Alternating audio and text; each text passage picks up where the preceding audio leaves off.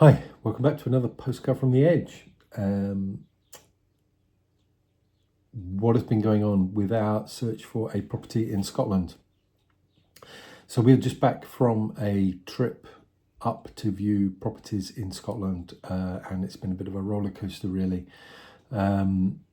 We set off with just one viewing booked, with a 1,000-mile trip, round trip, set in stone, and that was a bit of a risk, really. It's been a bank holiday weekend, and we hadn't got replies back from the agents on other properties that we wanted to view, but it was a case of just having to take the chance that we would be able to get viewings that we wanted on other properties. And I'm glad we did sort of take that risk, because things worked out okay. We got some bad news on the way back, but more about that later. Anyway, what did we learn, and how did we get on? Did we find the property of our dreams? So we started off by going right to the far north of the search area that we were looking at, to an area that we know very well, that we love very much, which is right up just south of Ullapool, to look at a property. As it turned out, with that property, the owner wasn't able to be there to let us view it, which was a bit of an issue, but we got permission to look from the outside. So that was fair enough, and we thought, well, at least we're going to be in the area anyway, looking at another property where we had got an appointment. So that was fine. We'd at least get a feel for this property, and we were very keen on this particular cottage. So we decided to go and see it.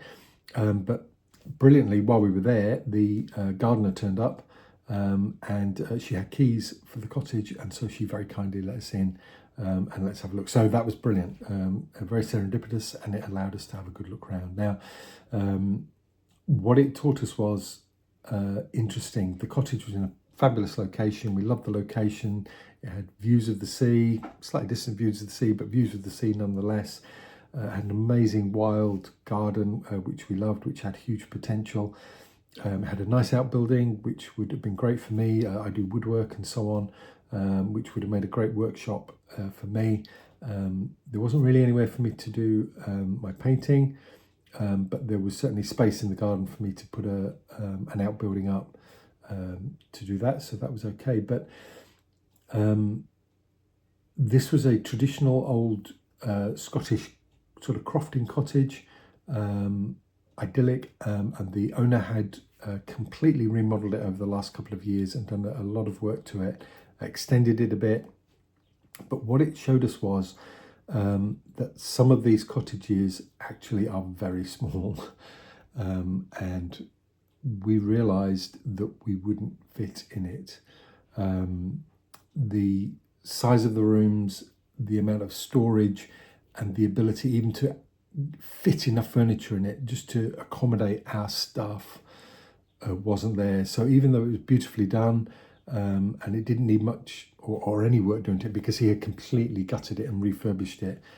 So it had a new kitchen, new bathroom, all had been replastered and redecorated, and new electrics and a new central heating system and everything. From that point of view, it was lovely, and so on. That was a really important lesson for us, and this is one of the benefits of going up and viewing properties. Sometimes it's not always about finding the property that you want. It's also about learning about what you need to search for, and it can help you narrow your search. It can help you narrow your search as respects to the areas that you're looking at. You suddenly realise that areas that you thought were ideal are maybe not so ideal, or you might even discover areas that you weren't sort of as aware of, or weren't high on your radar, and you suddenly think, oh, this is fantastic. And we found one of those as well. I'll talk about that in a moment as I kind of work my way through the trip. So we came away from the cottage actually sort of buzzing, and that, but then gradually, as we talked later over the length of the trip, because with 1,000 miles of driving, you get plenty of time to talk about everything and dissect it. And if you're moving, you'll probably realise how much talking you do and we did a lot of talking about everything associated with what we want and what we need, and so on. It became apparent that it wasn't really suitable for us after our initial enthusiasm for the property. The next property we looked at as well was a small cottage. Again, beautiful, beautiful location, lovely village, a village we love. Again, it had been beautifully done. It felt very homely. We probably would have been very happy there, but the land that was with it wasn't as extensive as we thought. We're not looking for loads of land by any means, but this was much more restricted. Even less as regards, there was no outbuildings with it, and so would have had to have built a workshop and a painting studio, and the availability of space in the garden to do that was even more restricted, and so that was difficult for us. And again, it kind of reinforced to us as we talked later, as we drove off and started to head a bit further south, that some of these small, quaint, beautiful cottages that we were really drawn to, we needed to kind of look for some that were a bit bigger. And of course, that increases your budget and affects your budget, and what you need to spend on these buildings. And also it reduces the supply of them, which is an issue. And of course, I think other people are realizing the same thing. There are some people who want a very, very small minimalist property and are going for the ones of the kind of size that we had been to look at, that we thought would be okay for us. But it was clear to us that with our hobbies and activities and my business and so on, I work from home and I teach from home and so on, and I need to be able to paint and so on. I need an office space and what have you. We have to really think about that. And Elizabeth does her crafts and so on and needs space for that, and all this has to be factored in. And maybe we were being a bit optimistic about what kind of space we needed. So those first couple of properties were really good for us from that point of view. So it really wasn't wasted mileage and wasted visits, and it confirmed to us that we still loved that area. So the area was right, the properties were wrong. There was a particular property that we absolutely adored, and we've adored it since the day it came onto the market, and it's on one of the islands, and we really wanted to see it, and we'd got an appointment for a viewing with this property, but this kind of showed up an issue with island life in Scotland. While we could get the Calmac ferry over to the island, we couldn't get a ferry back. The ferries were fully booked. Not a single route. And there's 3 or 4 ways off of this island by even doing sort of circuitous island hopping routes. It was absolutely impossible in the time we had in Scotland to get back. There was not a single, and I tried every possible permutation, even doing the most unsociable routes, the most torturous routes. I could not get us off that island. It was absolutely impossible. The ferries back were absolutely booked. I could get us there. I just could not get us back. And so we were desperately disappointed because this particular property was absolutely number one on our list, and has been since the day we saw it appear on the apps. And so we just had to very reluctantly not go and see it, which was really sad and very, very frustrating.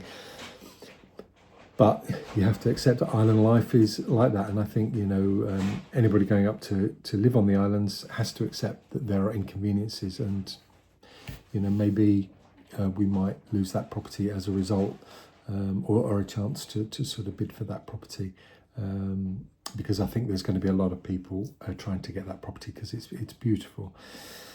But we just, anyway, moved on, and we had then the chance then, that then gave us a chance to look at another area further south near Oban, which was an area that was maybe sort of less desirable to us in our eyes, but it gave us a chance to look at another area that we had thought about for other reasons, and an agent contacted us about a property we'd seen that had been reduced in price. It was a bit out of our price range, but actually seemed to tick a lot of boxes for us and was certainly a lot bigger. And while we were in Scotland, the owner reduced the price significantly, which kind of brought it into our budget. It was maybe achievable. So we accepted the opportunity to meet the owner there and go and look at it. And so we motored on down into that area near Oban. So this wasn't a coastal property. This was more inland. And we drove into this area, and this is what I mean about when you're going and viewing up there. You sometimes discover places that appeal to you more than you expected, because we drove into this sort of valley near this loch and everything, and it took our breath away. We were amazed by it, and we fell in love with it. We hadn't even got to the property, but we fell in love with it. It was absolutely stunning. We were both just talking to each other as we drove up the side of this loch, through this woodlands, and up and down this sort of meandering valley, up and down the hills, and through these tiny little villages and hamlets and things. And it was sort of, we know we're not by the sea, but oh my goodness, could we settle here? This is just so beautiful. It's just what we're looking for. You know, the dog walks, the bird life, the plants, it was so peaceful. It was so quiet. There is nobody there. There is no through traffic. It was absolutely the kind of place, without us realizing it, it was everything. So we were very, very excited then about seeing this property. And when we got to the property, and this was a property that we'd seen on the apps a while back, but had kind of thought that, no point in going and looking at it because it's a bit too expensive for us.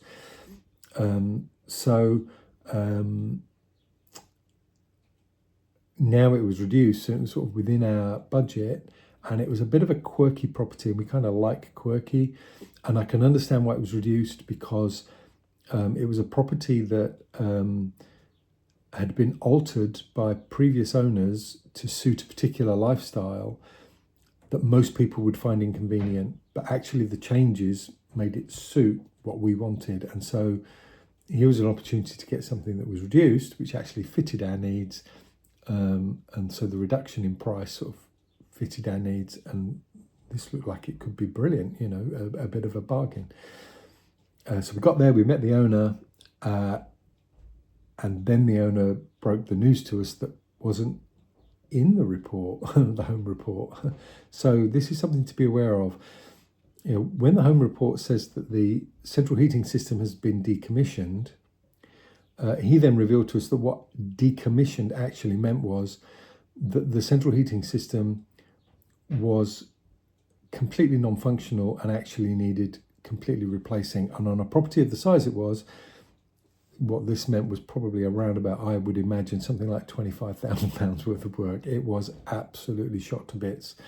And he kind of said, I'm going to tell you this right up front, and brace yourselves. And so immediately this was very, very bad news. But anyway, we carried on having a look around this house, and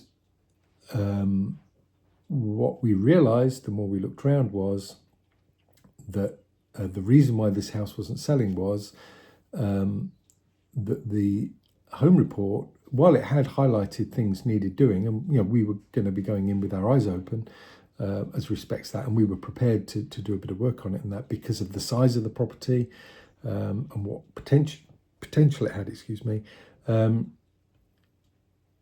this was a money pit. And we would have spent the next 10 years just pouring money into this. This was a house that had been abused and just left to rot into the ground, basically, and had been bodged up and had all kinds of things wrong with it. And honestly, this would have been a nightmare. It had the potential to be a beautiful house. And if you had a lot of money, and you could have hired a lot of tradesmen and really thrown a lot of money at it and got it sorted out, and were happy to invest a lot of money in it, it could have been then worth a lot of money. It was in a stunning location, but for us, we just did not have the resources to do that. and it would have crippled us, and we would have been very foolish to have gone any further with it. So this was a big learning exercise. Make sure you read the home report very, very carefully. Maybe when you see a lot of number twos on the home report, because they grade things as number one means, everything's fine. You don't have to worry about this particular point on the home report. Number two means things need doing, and if you leave these things, they could develop into serious issues. Some number twos on home reports, you get to learn that the surveyor is kind of covering themselves, and they'll pretty much put number two on the electrical system every time, because the electrical board, the certification board, say that the electrical system in every house should be checked by an electrician every 5 years and certified and brought up to the latest standards. Honestly, I don't know if I know anybody who has that done in the UK. I mean, there probably are people, but I think very few people really do. And there are very few houses, apart from brand new houses, that are built to the current regulations. And the regulations are changing every few months in the UK. So I think even new builds, a lot of new builds are not actually up to the very, very latest standards. So I think, some things are like a number two, just because it's impossible to make them a number one. And they will always say things like, chimneys are going to need repointing, and so they'll make them a number two because, some things are always going to need ongoing maintenance. So sometimes you have to read through things. But some number twos, you have to really read what they say about them and think, okay, I'm going to have that sorted out, because that's going to become an issue if it's not dealt with pretty swiftly after we move in.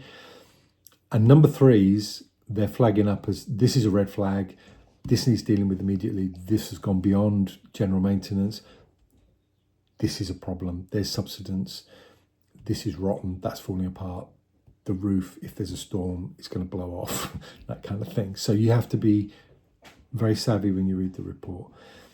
But ask questions of the agent, and when you do your viewing, really go in with your eyes open and make sure you ask the questions.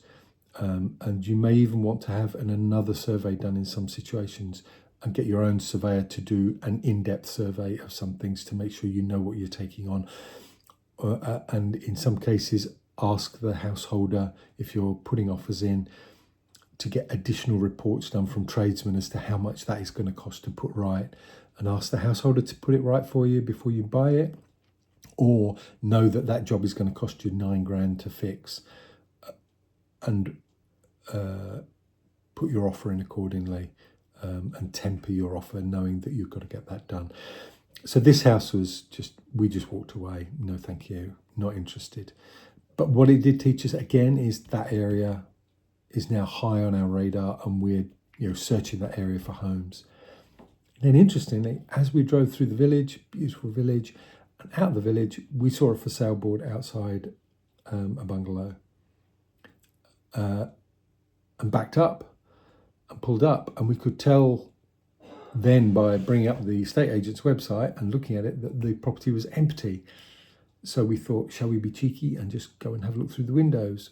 And we were sat in the car at this point, still just looking at it on the app, and a van pulled up behind us, and I got out, and he said, yeah, what do you want? And I just thought maybe it was a local just checking, that we weren't there to burn the place down or something, but it was the owners of the property. So we explained, we've just been to see X property in the village, and we just noticed the board, and we were going, do you mind if we have a look through the windows? And they said, no, we're selling it. It was our sister's house. She died, and we're selling it. We've got the keys. Come and have a look around. And so fantastic serendipity again. So we were able to have a look around it. And actually, it was of much more interest to us than the property we just looked at. It needed some work doing to it, but it had a beautiful garden. Of course, it was in this lovely place that we loved. And so that was another conversation to have. I actually don't think we're going to put an offer in, but being there gave us this opportunity to look at it, and it further cemented the fact that, you know, we love this area, and it's very high on our radar now to look at. So it was well worth going. You know, I don't think at the end of it we saw a property that we're actually going to bid for. And obviously, you know, a 1,000-mile, 1,200-mile round trip to Scotland is an expense, you know, in fuel and in accommodation and so on. But, you know, being in Scotland is a beautiful thing and we love being up there. But it was a great opportunity. We learned a lot of lessons. And so, you know, don't be put off if you're in the same position as us from going up there and doing the legwork and viewing properties. And I think what you have to do, because of the distance involved, is you've got to have several properties in your target areas to go and view, and go and do your due diligence and go and view them. The bad news for us was that we left our dogs with our dog sitter. She's got a farm and they love staying there, roaming around the farm and enjoying farm life for a few days. Sadly, our oldest dog, Lily, she had a stroke while she was there, so we felt very bad for the dog sitter having that happen to her, and was taken to the vet. So we raced home. We drove home through the night. It happened right at the end, the final day that we were there, and so we got back the following morning and went straight to the vets. And poor Lily was very poorly, and so we sadly had to take the decision that really life was over for Lily, and it was the kindest thing to do for her to go to sleep. So we've lost Lily. So that was really sad, because we wanted Lily. Lily was 13, but we were hoping that Lily would have a year or two of happy life up in Scotland with us. So we've just got Eddie now. Eddie will love life in Scotland. Lily would have loved life in Scotland, but at least she didn't suffer for long, and we were able to see her before she passed away. Yeah, we're sad that she's not going to get that time in Scotland. She would have loved wherever we went, sort of roaming about on the hills or the beaches. But she was with us for 7 or 8 years, and we gave her the happiest life we could while she was with us. So we will miss her very much. Okay, so sorry, it's sad news to conclude, but such is having dogs. And maybe when we get to Scotland, when we get settled, maybe we'll get another dog to be a pal for Eddie. We shall see. I think that's probably highly likely. Okay, so like and subscribe. As always, thank you very much for watching. I hope some of the things I've said may be useful to you, and we will talk more in the next video, and I'll update you on progress.